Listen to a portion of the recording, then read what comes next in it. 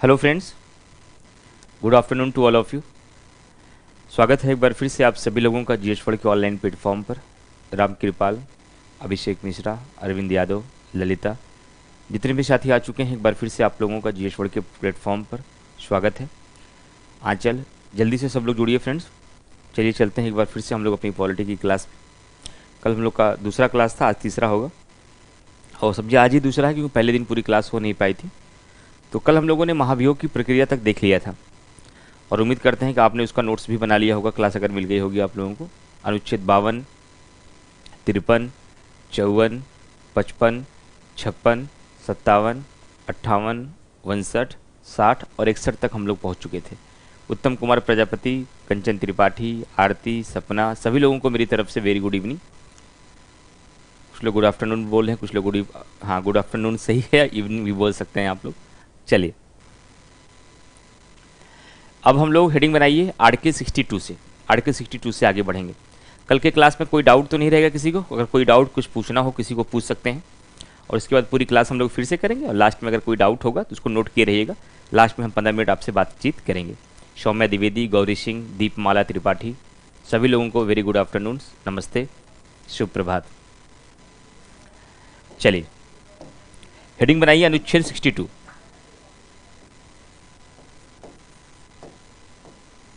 अनुच्छेद 62 की मैंने क्या लिखा है फ्रेंड्स? इसमें लिखा गया है राष्ट्रपति का कार्यकाल पूरा होने से पहले, क्या राष्ट्रपति के कार्यकाल पूरा होने से पहले उसके उत्तराधिकारी का चुनाव करा लिया जाएगा। उसके उत्तराधिकारी का चुनाव करा लिया जाएगा।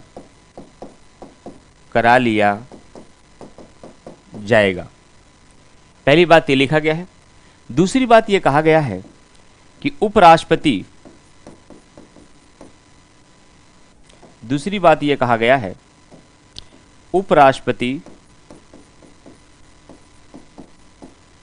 कार्यवाहक राष्ट्रपति की भूमिका निभाते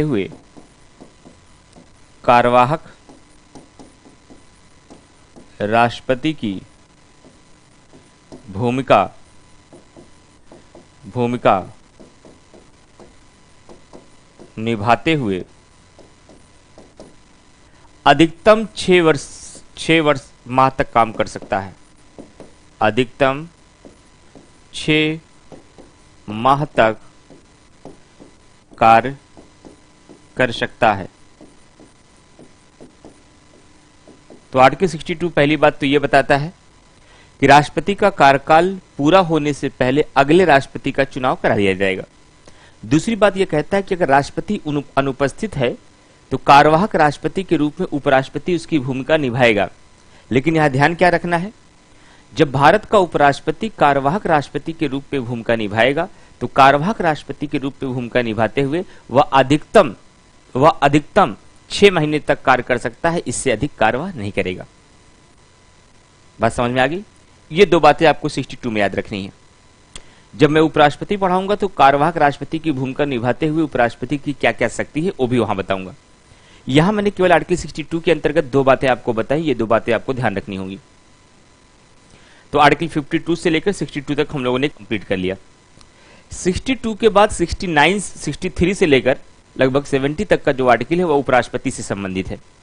तो इसलिए 62 के बाद अब राष्ट्रपति से संबंधित जो आर्टिकल है वह सीधा 71 आएगा। अब इसके बाद सीधा हम लोग आर्टिकल कौन सा देखेंगे? आर्टिकल 71 देखेंगे। तो अनुच्छेद 62 के बाद आप लोग कौन सा हेडिंग बनाएंगे? आर्टिकल 71। इसको नोट करिए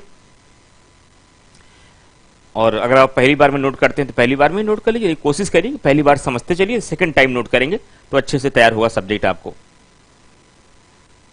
अब आपका हेडिंग बनाइए अनुच्छेद 71।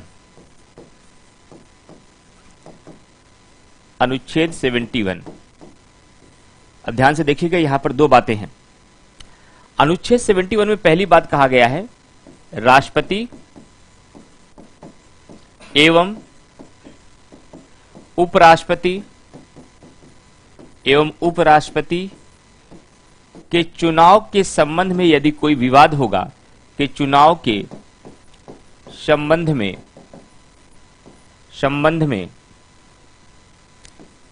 यदि कोई विवाद होगा,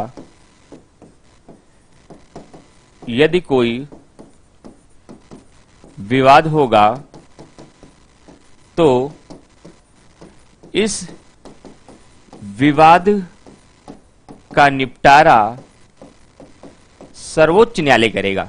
क्या करेगा? इस विवाद का निपटारा सर्वोच्च न्यायालय करेगा और सर्वोच्च न्यायालय द्वारा लिया गया निर्णय अंतिम होगा। सर्वोच्च न्यायालय द्वारा लिया गया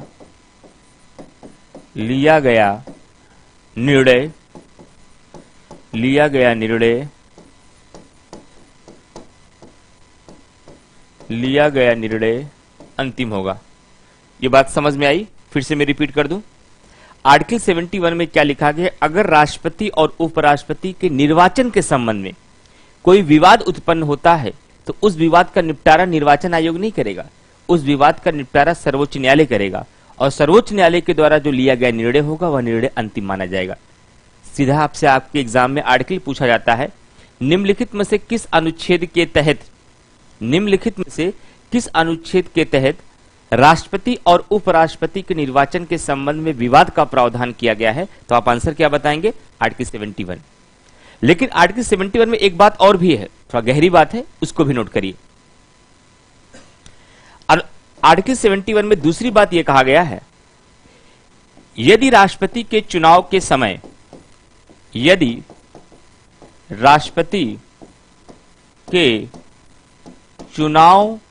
के समय निर्वाचक मंडल अपूर्ण है, ध्यान रखिएगा इस बात को, निर्वाचक मंडल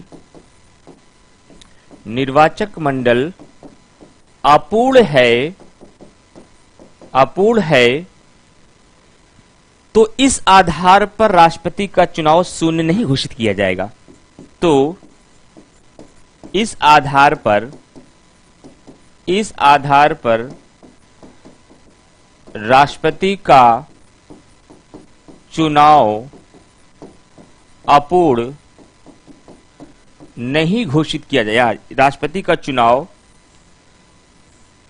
शून्य घोषित नहीं किया जाएगा, शून्य घोषित नहीं किया जाएगा। ये दो बातें आपको आर्टिकल 71 में ध्यान रखनी है।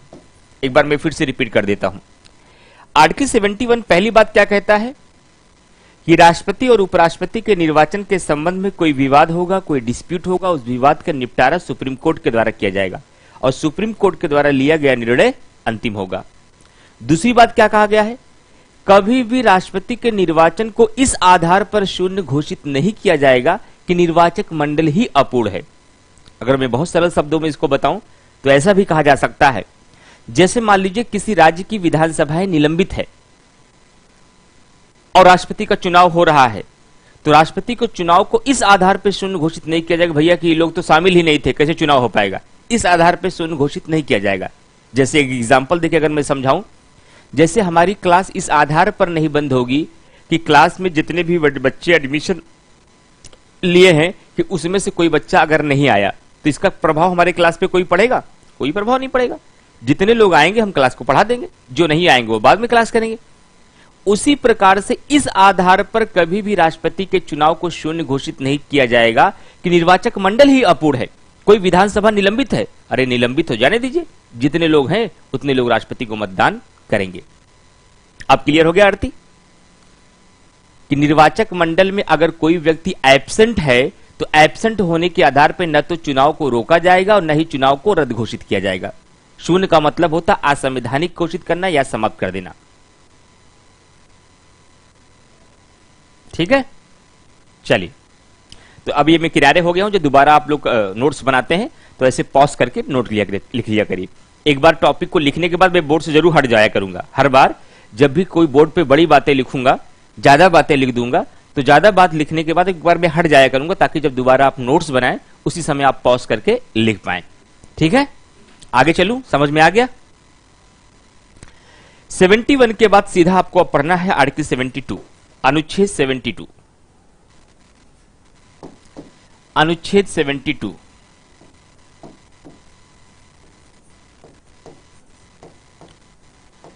अनुच्छेद 72 अनुच्छेद 72 में क्या है? राष्ट्रपति का क्षमादान है। राष्ट्रपति का क्षमादान है।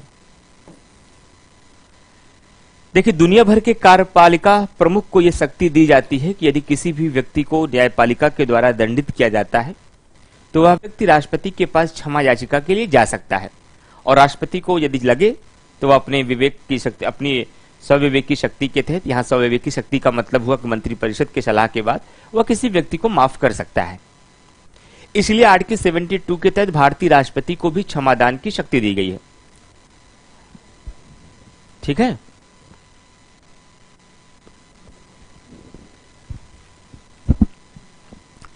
तो भारत के राष्ट्रपति को क्षमादान की शक्ति दी गई, लेकिन कई बार परीक्षा में सवाल पूछा जाएगा, भारत का राष्ट्रपति किन किन मामलों में किसी व्यक्ति को क्षमादान कर सकता है। पहला पॉइंट आपको यही जानना है, तो ध्यान रखिएगा। भारत का राष्ट्रपति 3 मामलों में क्षमादान करता है। वह 3 मामले कौन कौन से, जरा ध्यान से समझिएगा।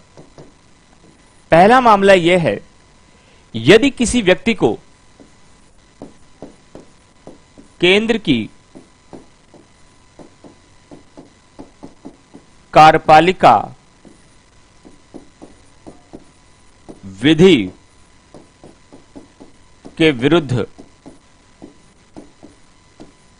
दंडित किया गया हो।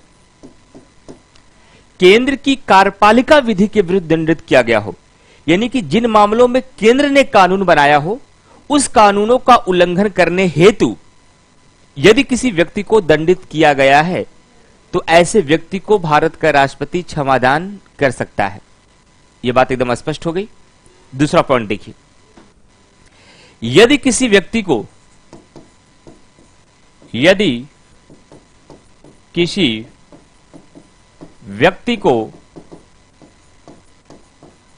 सेना न्यायालय के द्वारा दंडित किया गया है,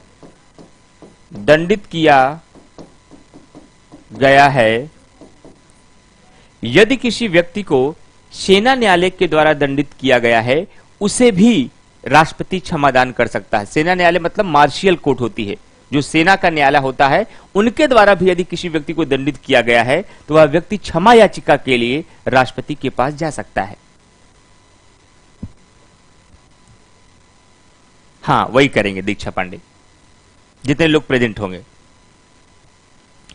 तीसरा मुद्दा क्या है, यदि किसी व्यक्ति को दंड मिला है, ध्यान से सुनिएगा, यह बहुत महत्वपूर्ण पॉइंट होगा, इसमें थोड़ा बारीकी से समझना पड़ेगा। यदि किसी व्यक्ति को दंड मिला है, यदि किसी व्यक्ति को दंड मिला है और दंड का स्वरूप मृत्युदंड है, और दंड का स्वरूप मृत्युदंड है, दंड का स्वरूप मृत्युदंड है, तो चाहे उसे, ध्यान से सुनिएगा, यही बात ध्यान रखना है, तो चाहे उसे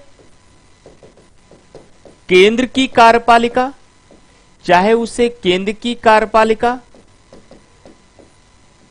विधि के विरुद्ध दंडित किया गया हो, या राज्य की कार्यपालिका के विरुद्ध, या राज्य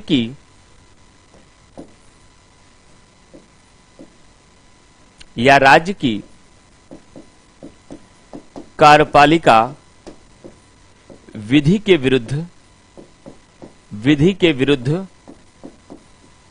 दंडित किया गया हो, दोनों व्यक्ति को माफ कर सकता है। अब आपको कहना अच्छा, आप ये कहना चाह रहे हैं, यदि किसी व्यक्ति को दंड मिला है और दंड में उसे क्या मिला है? मृत्यु दंड। लाइफ इंप्रिजनमेंट नहीं कह सकते, यहां कैपिटल पनिशमेंट कहा जाता है। मृत्यु दंड को इंग्लिश में कहा जाता है कैपिटल पनिशमेंट। यदि किसी व्यक्ति को दंड मिला है और दंड का स्वरूप क्या है? मृत्यु दंड है, तो चाहे उसे केंद्र की कार्यपालिका विधि के विरुद्ध दंडित किया गया हो, चाहे उसे राज्य की कार्यपालिका के विरुद्ध दंडित किया गया हो, अब उसे कौन माफ करेगा? राष्ट्रपति ही माफ करेगा, क्योंकि मृत्यु दंड को माफ करने या क्षमा करने की शक्ति राज्यपाल को नहीं मिली है।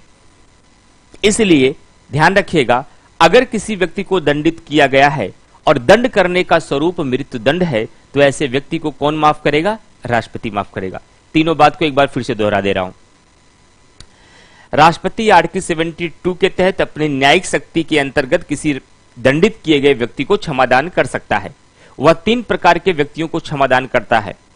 ऐसे व्यक्ति को जिसे केंद्र की कार्यपालिका विधि के विरुद्ध दंडित किया गया हो, ऐसे व्यक्ति को जिसे सेना न्यायालय के द्वारा दंडित किया गया हो, ऐसे व्यक्ति को जिसे मृत्यु दंड मिला हो, चाहे वह केंद्र की कार्यपालिका विधि के विरुद्ध दंडित किया गया हो, चाहे वह राज्य की कार्यपालिका विधि के विरुद्ध दंडित किया गया हो, दोनों व्यक्तियों को वह क्षमादान कर सकता है।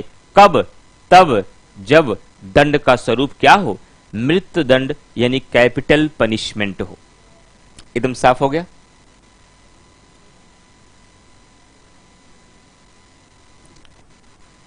दीक्षा दुबे, केंद्र की कार्यपालिका विधि के मतलब कि जो कानून केंद्र के द्वारा बनाया गया है, जो विधियां केंद्र के द्वारा बनाई गई हैं, उस विधियों का उल्लंघन करने के लिए अगर किसी को दंडित किया गया है तो राष्ट्रपति क्षमादान करेगा।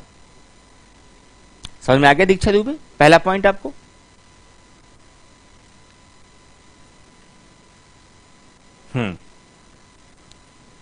बदल सकता है, बिल्कुल बदल सकता है। अभी मैं इसको जब 5 प्रकार के बताऊंगा तो वहां भी आपको बताऊंगा। सबके लिए लागू होता है। किसी भी व्यक्ति को दंडित किया गया हो, यदि केंद्र की कार्यपालिका विधि के विरुद्ध दंडित किया गया है तो राष्ट्रपति उसे क्षमादान करेगा, माफ करेगा। ये 3 प्रकार के व्यक्तियों को राष्ट्रपति क्षमादान करता है। अब आगे बढ़ते हैं। क्षमादान के प्रकार। जब राष्ट्रपति क्षमादान करता है तो क्षमादान के 5 प्रकार हैं। क्षमादान के प्रकार। क्षमादान के 5 प्रकार हैं। कौन कौन से प्रकार हैं उसे नोट करिए। पहला, लघुकरण। दूसरा, परमादेश। तीसरा,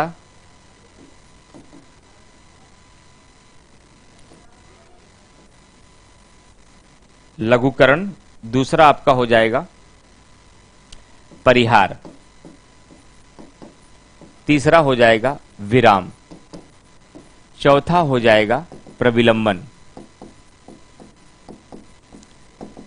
और 5वां हो जाएगा क्षमा। ये 5 प्रकार के क्षमादान राष्ट्रपति करता है, लेकिन इन सब की इंग्लिश जानना जरूरी है। लघुकरण को इंग्लिश में कहा जाता है कम्यूटेशन। परिहार को इंग्लिश में कहा जाता है रेमिशन।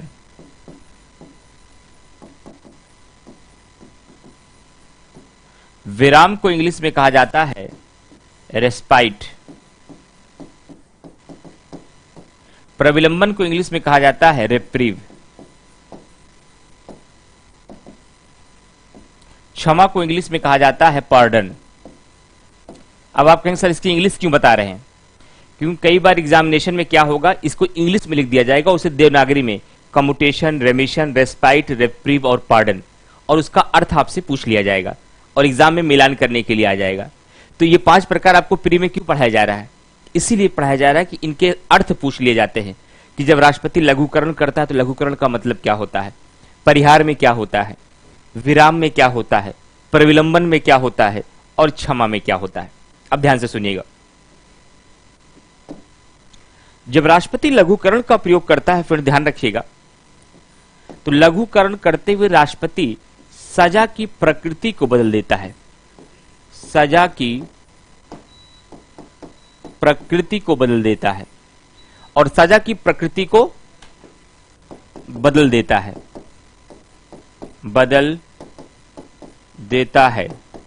एग्जाम्पल, जैसे जैसे मृत्युदंड को कठोर कारावास में बदलना, कठोर कारावास में बदलना। बात समझ में आ रही है? जब राष्ट्रपति लघुकरण का प्रयोग करेगा तो वह सजा की प्रकृति को बदल देगा, नेचर ही बदल देगा। इस व्यक्ति को सजा मिली थी, सजा कौन सी मिली थी? मृत्युदंड की। यह राष्ट्रपति के पास किसके लिए गया? क्षमा याचिका के लिए गया, और राष्ट्रपति ने इसे क्षमा किया और क्या कर दिया? उसके फांसी की सजा को कम करके उसने क्या कर दिया? कठोर कारावास 20 साल के कारावास में बदल दिया। तो क्या जो पहले सजा मिली थी वही सजा भी है? नहीं, सजा की प्रकृति ही बदल गई और सजा कम भी हो गई। पहले उसको मृत्युदंड मिला था और अब उसे क्या मिल गया? कारावास। तो यहां पर क्या बदला गया? सजा की प्रकृति बदली गई। लेकिन जब राष्ट्रपति परिहार का प्रयोग करेगा तो परिहार के अंतर्गत वह सजा की मात्रा को बदल देता है, वह सजा की मात्रा को बदल देता है, सजा की मात्रा को बदल देता है। जैसे जैसे 6 वर्ष के कारावास को 6 वर्ष के कारावास को कम करके 2 वर्ष कर देना, 2 वर्ष कर देना। तो ये क्या हुआ? इसको सजा मिली थी, राष्ट्रपति के पास गया, राष्ट्रपति ने क्षमा किया, क्षमा करते हुए क्या किया? परिहार किया। परिहार में क्या होता है? सजा की मात्रा बदलती है, प्रकृति नहीं। जैसे किसी व्यक्ति को पहले कारावास हुआ था और अभी भी कारावास है। अंतर क्या हुआ था? पहले उसे 6 वर्ष का कारावास हुआ था, अब उसे कम करके 2 वर्ष का कारावास कर दिया। ये क्वांटिटी में अंतर आ गया, सजा की प्रकृति नहीं बदली। कारावास उसे पहले भी था, कारावास उसे अब भी है, लेकिन उसकी क्वांटिटी में अंतर आ गया, क्वांटिटी में कमी कर दी गई। इसी को बोलता है सजा की मात्रा को कम कर देना। यहां पर सजा की मात्रा कम हुई है और यहां पर सजा की प्रकृति को ही क्या कर दिया गया है? बदल दिया गया है। चलिए, अब उसके बाद तीसरा बिंदु आपका है विराम। विराम का प्रयोग राष्ट्रपति कब करता है? जब किसी व्यक्ति को राष्ट्रपति मानवीय तथ्यों के आधार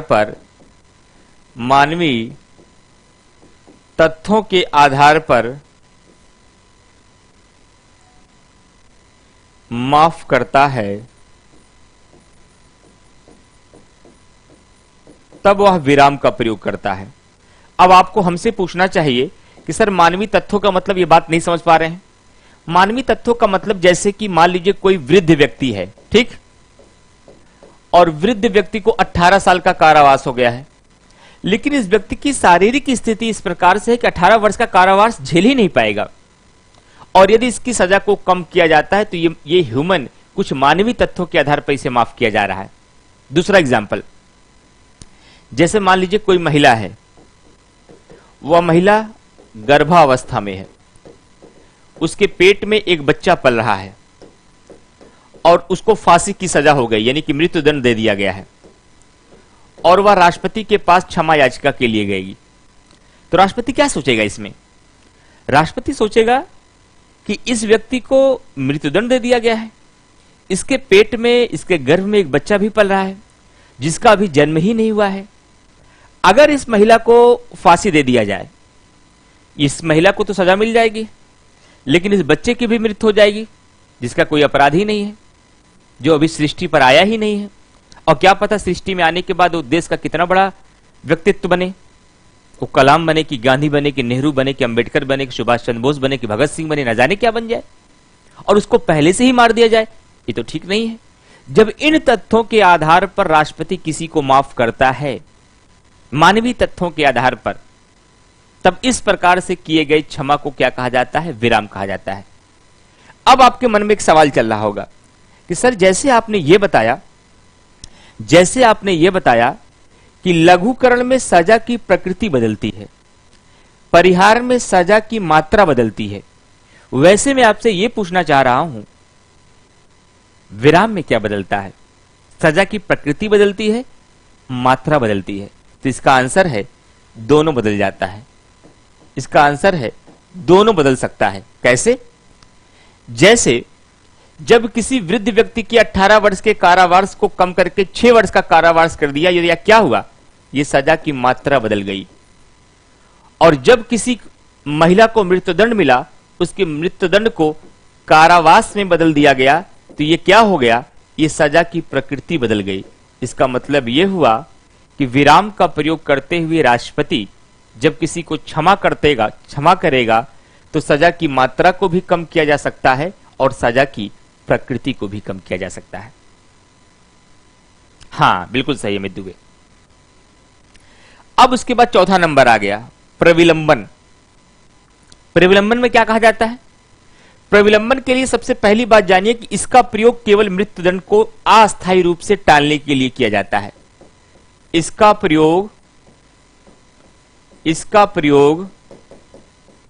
केवल मृत्युदंड को अस्थायी रूप से टालने के लिए किया जाता है। टालने के लिए किया जाता है। मतलब जब कभी भी मृत्युदंड किसी को मिला हो और मृत्युदंड के लिए वो राष्ट्रपति के पास क्षमा याचिका के लिए जाए, राष्ट्रपति न क्षमा करे और न ही मृत्युदंड दे, बल्कि वो विचार करना चाह रहा है कि इन्हें क्षमा दिया जाए या न दिया जाए, बल्कि वह विचार करना चाह रहा है कि इनको क्षमा दिया जाए या न दिया जाए, तो क्या कहता है? इनको कारावास में रखिए, इनको कारावास में रखिए, सोच के बताता हूं कि मृत्युदंड दिया जाएगा या नहीं। तो कुल मिलाकर हम ये कह सकते हैं प्रविलंबन का प्रयोग केवल और केवल मृत्युदंड के लिए किया जाता है, अन्य किसी मामले में नहीं किया जाता है। और मृत्युदंड के लिए तब किया जाता है जब इसको अस्थायी रूप से टालना होता है। कोई एग्जाम्पल दे दीजिए। एग्जाम्पल ये समझ लीजिए, राजीव गांधी की हत्यारे को जब मृत्युदंड दिया गया तो राष्ट्रपति ने प्रविलंबन का प्रयोग किया और वह व्यक्ति 11 साल तक जेल में रहा और 11 साल के बाद जेल में रहने के बाद उस व्यक्ति को फांसी दे दी गई। ऐसा ही एक दूसरा मामला अफजल गुरु का आया था, जो संसद मामले में दोषी पाए गए थे, संसद हमले वाले मामले में। उनको भी 6 से 7 साल पहले जेल में रखा गया प्रविलंबन के माध्यम से और उसके बाद उनको फांसी दे दी गई। तो न्यायालय ने राष्ट्रपति को बहुत फटकार लगाई, कहा देखो भैया, आपको अगर क्षमादान की शक्ति मिली है तो ऐसा प्रयोग उसका मत करिए कि लोगों की न्यायालय से विश्वसनीयता ही खत्म हो जाए। कहा ऐसा क्या कर दिया मैंने? कहा ये बताइए, राजीव गांधी के हत्यारे को जब फांसी देना ही था तो जब पहली बार क्षमा याचिका के लिए गया तो पहली बार ही उसको आप फांसी दे देते। वह व्यक्ति 11 सालों तक इंतजार करता रहा कि मुझे फांसी माफ हो जाएगी, फांसी माफ हो जाएगी। 11 साल के बाद आपने फांसी दे दिया। फांसी देना ही था तो 11 साल पहले ही दिए होते। आपने उसको पहले कारावास में रखा, फिर 11 साल के बाद फांसी में चढ़ा दिए। इसीलिए शेर सिंह बनाम पंजाब राज्य के मामले में 1983 में, ये लिखना नहीं, ये तो मेंस का मुद्दा है, लेकिन बता दे रहा हूं फिर भी आपको। शेर सिंह बनाम पंजाब राज्य के मामले में 1983 में न्यायालय ने कहा, माननीय राष्ट्रपति साहब एक नियम बना लीजिए कि प्रविलंबन का प्रयोग करते हुए किसी व्यक्ति को जब क्षमादान दिया जाएगा तो अधिकतम 3 महीने का समय लेंगे। 3 महीने के भीतर हम निर्णय ले लेंगे कि हमें उसे मृत्युदंड देना है या नहीं देना है।